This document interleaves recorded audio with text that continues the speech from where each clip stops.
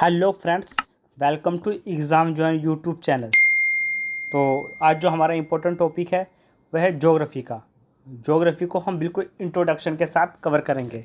वैसे जो हमारी सीरीज़ चल रही है वो चल रही है इतिहास की सीरीज़ जो हमारी चल रही है उसमें हमारी 3 लेक्चर कवर हो चुके हैं, जिसमें प्राचीन भारत का इतिहास और हड़प्पा सभ्यता तथा भारत के प्राचीन वेद ग्रंथ वो कवर हो चुके हैं।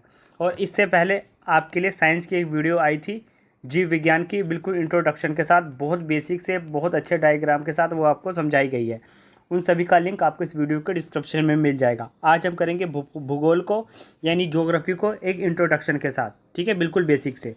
तो भूगोल एक परिचय, तो कैसे कैसे कौन कौन सी सदी में कौन कौन सी स्थापना, क्या क्या चीज़ें हुई, कौन कौन से वैज्ञानिक, कौन कौन से ज्योग्राफर साथ में आए, सब चीज़ों को कवर करेंगे।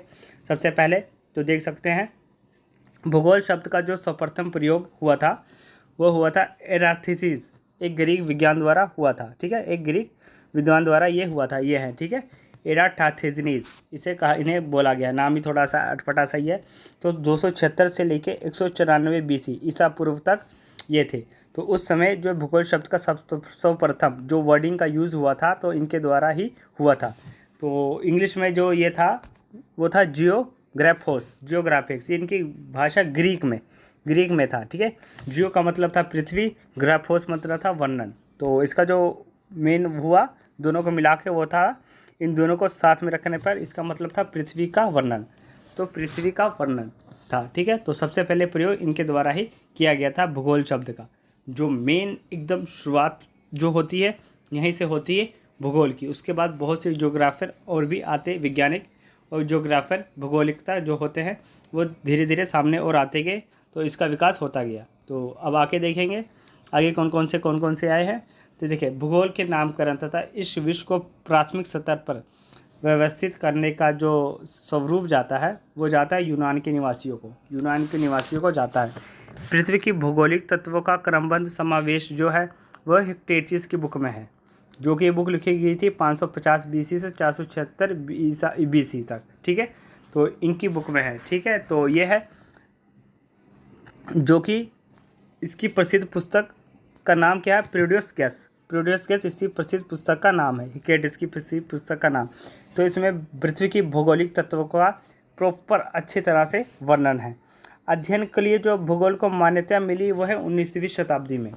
19वीं शताब्दी में यह मान्यता मिल गई कि भूगोल पे एक रिसर्च या चीज़ें होनी चाहिए, ठीक है। और बुक कौन सी थी, जस पेरिडस इनकी बुक है, काफ़ी इंपॉर्टेंट बुक है, ठीक है। पृथ्वी के भौगोलिक तत्वों का समावेश करने के लिए, क्रमबद्ध समावेश की कौन कौन सी चीज़ें, पृथ्वी का विकास कैसा हुआ, कैसे पृथ्वी बनी, सूर्य, ग्रह, सबका जो प्रॉपर वर्णन इस चीज़ में है। अब आगे क्या क्या हुआ, तो आगे सकते हैं भूगोल की कुछ महत्वपूर्ण परिभाषाएं, डेफिनेशंस कौन सी हैं। तो जो डेफिनेशंस होती है वो बिल्कुल सेम वैसे ही होती है, क्योंकि वो किसी व्यक्ति के द्वारा दी जाती है, उसमें हम अदला बदली नहीं कर सकते। चाहे वो डेफिनेशन इंग्लिश में हो, चाहे वो हिंदी में हो, किसी भी भाषा में हो, डेफिनेशन का मतलब यही होता है कि वो किसी व्यक्ति ने कोई बात कही है, उसमें थोड़ी सी भी अदला बदली नहीं की जा सकती। तो भूगोल की कुछ परिभाषाएं हैं, तो वो देख सकते हैं कैसे कैसे हैं। तो भूगोल एक ऐसा स्वतंत्र विषय है जिसका उद्देश्य लोगों को विश्व, आकाशीय पिंडों, स्थल, महासागरों, जीव जंतु, वनस्पति, फलों तथा भू धरातल के क्षेत्रों में देखी जाने वाली प्रत्येक अन्य वस्तु का ज्ञान प्राप्त कराना है, ठीक है। स्ट्रैबरो में ये कहा था। तो भूगोल एक ऐसा स्वतंत्र विषय है, तो इन्होंने पूरा डिफाइन ही कर दिया पूरे ब्राह्मण को, आकाश गंगा, महासागर, जीव जंतु, भू, फलों, सब सब्जियों, वनस्पतियों, सभी को इन्होंने इसमें डिस्क्राइब ही कर दिया। तो इसके बारे में मनुष्य को अवगत कराना, तो उसे भूगोल कहा गया है। आगे टॉलमी ने क्या कहा था कि भूगोल पृथ्वी की एक झलक को स्वर्ग में देखने का अभव्य विज्ञान है, ठीक है। पृथ्वी को एक स्वर्ग की तरह देखना कि कौन कौन सी चीज़ें पृथ्वी पर है, तो इसे टॉलमी ने कहा था, उसे भूगोल कहते हैं। आगे कॉल रिटर ने क्या कहा कि भूगोल एक ऐसा विज्ञान है जिसमें पृथ्वी को स्वतंत्र ग्रह के रूप में मान्यता देते हुए कि पृथ्वी एक ऐसा ग्रह है जिसमें समस्त लक्षणों की घटना तथा उनके अनंत संबंधों का अध्ययन किया गया है, ठीक है, भूगोल में। आगे अर्थर होम ने क्या कहा, भूगोल में पृथ्वी के उस भाग का अध्ययन किया जाता है जहां मानव के रहने का स्थान है। सबसे सिंपल में इन्होंने इसको डिफाइन किया है कि मानव के रहने का स्थान पृथ्वी उसके बारे में अध्ययन करना। बिल्कुल सही है, वैसे तो अपनी अपनी जगह पे सबकी डेफिनेशन ठीक है। तो और सर हमने ये कहा है, तो आप में एग्ज़ाम में कैसे पूछा जा सकता है कि एक लाइन दे दी, 4 ऑप्शन दे दिए कि ये किसका सिद्धांत या किसकी परिभाषा है।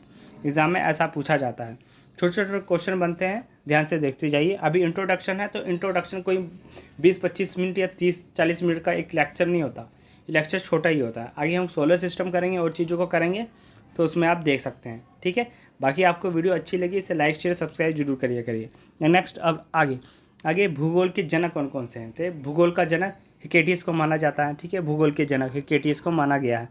वर्तमान भूगोल का जनक अलेक्जेंडर वान को माना गया है, ठीक है। ये हिकेटियस, ये है अलेक्जेंडर वान को माना गया है। आगे व्यवस्थित भूगोल का जनक एरेटाथेजनीज ये है, तो इनको माना गया है। भौतिक भूगोल का जनक पोलिडोनियम को माना गया है। सांस्कृतिक भूगोल का जनक कार्लो सावर को माना गया है। गणितीय भूगोल का जनक थेल्स को माना गया है। ये भी एग्जाम में पूछे जाते हैं कि कौन से भूगोल का जनक कौन है।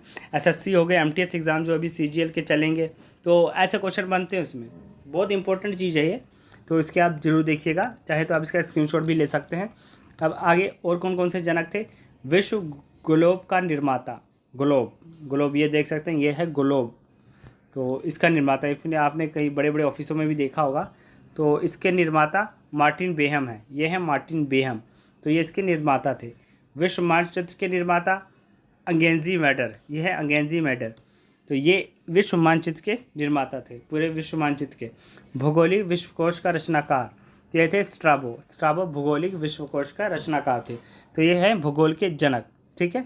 टोटल आप देख लीजिए 9, इनके कौन कौन सी चीज़ के आविष्कार किसने किसने किए, तो ये सब चीज़ें हैं। आगे ब्रह्मांड क्या है। ब्रह्मांड, तो ब्रह्मांड सबसे ज़्यादा जो बड़ा है उसे ब्रह्मांड ही कहा जाता है। उसमें गैलेक्सियाँ आ गई, पृथ्वी आगे, ग्रह आगे, तो ब्रह्मांड क्या है। तो अस्तित्वमान द्रव तथा ऊर्जा के समृद्ध को ब्रह्मांड कहा जाता है। इसमें कौन कौन सी चीज़ें शामिल हैं, द्रव तथा ऊर्जा शामिल हैं, इसे ब्रह्मांड कहा गया है। दूसरे शब्दों में सूक्ष्म अणुओं से लेकर महाकाय आकाशगंगा से सम्मानित समूह को ब्रह्मांड कहा गया है। ब्रह्मांड में आकाशगंगा यानी छोटी छोटी गैलेक्सियाँ कौन सी हैं, उसमें अरबों तारे हैं। करेंगे एक एक लाइन के हिसाब से करते जाइए, अभी आपको सब क्लियर हो जाएगा। ब्रह्मांड का जो व्यास है वो 10 की पावर 8 प्रकाश वर्ष दूर है, ठीक है। इतना है प्रकाश वर्ष का इसका जो व्यास इतना बड़ा है। तो प्रकाश वर्ष की दूरी देखिए कितनी है, 9.461 गुना 10-15 मीटर इसके प्रकाश वर्ष दूरी है, जिसे कहा हम ये भी कह सकते हैं 95 खरब किलोमीटर प्रकाश वर्ष दूरी, इतना बड़ा है। मतलब एक अनुमान लगाना कहा जाए कि ब्रह्मांड कितना बड़ा है, तो जो साइंस है और वैज्ञानिक है वो भी अनुमान नहीं लगा पाए हैं कि ये कितना बड़ा है। बहुत से ग्रह की खोज नासा के द्वारा होती रहती है कि यहाँ पे इतने ग्रह मिले, यहाँ पे इतने ग्रह मिले, ये पृथ्वी से रिलेटेड ग्रह हैं, यहाँ पे जीवन संभव है, ये पृथ्वी की तरह मिलते जुलते ग्रह हैं। बृहस्पति के अभी कितने ऐसे उपग्रह मिले थे, सभी को कवर करेंगे आगे कि नासा की कौन कौन सी विशेषताएँ या कौन कौन से आविष्कार होते रहते हैं। तो ब्रह्मांड में 100 अरब मंदाकिनी हैं जिसे गैलेक्सी कहते हैं। तो ठीक है, ब्रह्मांड में कितनी मंदाकिनियाँ हैं, 100 अरब। गैलेक्सी तारों के समूह को बोला जाता है, ठीक है। 100 अरब मंदाकिनी है, तो आगे जिसे गैलेक्सी कहते हैं। अब मंदाकिनी क्या है इसको बिल्कुल विस्तार से देखते हैं। तारों का ऐसा समूह जो धुंधला सा दिखाई देता है, जैसे मैंने आपको पहले कहा गैलेक्सी में तारों का समूह ही है, दिखाई देता है। तो तारा निर्माण की शुरुआत का गैसपुंज है, इसे गैलेक्सी कहते हैं। पृथ्वी की अपनी गैलेक्सी है, पृथ्वी की अपनी गैलेक्सी है जिसे आकाशगंगा कहते हैं। ये तो बहुत छोटी किताबों में पढ़ाया गया है 4th 5th क्लास में कि पृथ्वी की जो गैलेक्सी है उसे आकाशगंगा कहा जाता है। इसका अन्य नाम दूध मेखला है जिसे मिल्की वे कहते हैं, ठीक है। तो पृथ्वी जो है वो कौन सी गैलेक्सी में पड़ती है, आकाशगंगा में पड़ती है। आकाशगंगा का जो 80% भाग उसे सर्पीला है, ठीक है। ये याद रखिए, इसका पूछा जा सकता है कि 80% भाग जो सर्पीला है। सबसे पहले आकाशगंगा को गैलीलियो ने देखा था, ये है गैलीलियो, इन्होंने देखा था आकाशगंगा को। ये दूरबीन मतलब प्रेजेंटेशन दिखाने के लिए आपको चीज़ें दिखाई जाती हैं बेस्ट तरीके से। तो सबसे पहले आकाशगंगा को गैलीलियो ने देखा था, ये जरूर याद रखना, ये इंपॉर्टेंट है। ये देखिए, ये है, इसमें है क्या चीज़, तो इसमें है कि जो सूर्य है, सूर्य के चारों तरफ सभी ग्रह चक्कर लगा रहे हैं। तो ये सबसे पहले किसने डिफाइन किया था, तो आकाशगंगा के पास जो नज़दीक गैलेक्सी है वो देवयानी है। पहले ये आप याद कर लीजिए, जैसे आकाशगंगा आपको बताया कि आकाशगंगा जो है वो पृथ्वी गैलेक्सी के अंडर आता है। पृथ्वी जो गैलेक्सी है वो आकाशगंगा के अंदर आती है। लेकिन जो गैलेक्सी है आकाशगंगा, इसकी सबसे नज़दीक गैलेक्सी कौन सी है, ये पूछी जा सकती है। ये देवयानी है, जिसे एंड्रोमेडा बोला गया है, इंग्लिश में एंड्रोमेडा है। निकोलस कार्पिनक्स, तो इन्होंने ये सिद्धांत सबसे पहले बताया कि सूर्य केंद्र है, बाकी सभी ग्रह परिक्रमा करते हैं, अर्थात सूर्य ब्रह्मांड का केंद्र है। यह देखिए, ये बीच में सूर्य है, बाकी सभी ग्रह परिक्रमा कर रहे हैं, जिसे सूर्य केंद्रीय सिद्धांत कहा जाता है। ठीक है, इसे सूर्य केंद्रीय सिद्धांत कहा जाता है। तो ये था हमारा इंट्रोडक्शन ज्योग्राफी का। अब यहाँ तक हम पहुँचे हैं, तो इससे आगे कौन सी वीडियो आने के ऑप्शन बनते हैं, आप सीधे जा सकते हैं सौर मंडल।